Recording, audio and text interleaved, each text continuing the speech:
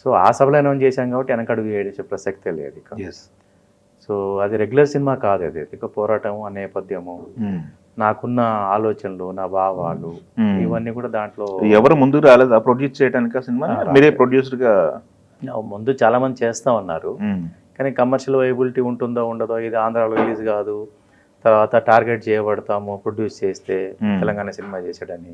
శంకర్ దేవుంది ఏదో ఆయనకి వెనక ముందు ఏం ఆలోచించాడు, తను డేర్ స్టెప్ వేస్తాడు కానీ అందరం అట్లా వెళ్ళలేము కదా అని డైరెక్ట్గా చెప్పాను. నీదేముందా, నువ్వు ఏదో ఒకటి నీ ఆలోచనలు వెనక నువ్వు అనుకుంటే చేసేస్తావు, పరిణామాలు ఆలోచించవు నువ్వు, కానీ అన్నీ ఆలోచించాలి కదా కమర్షియల్ కదా.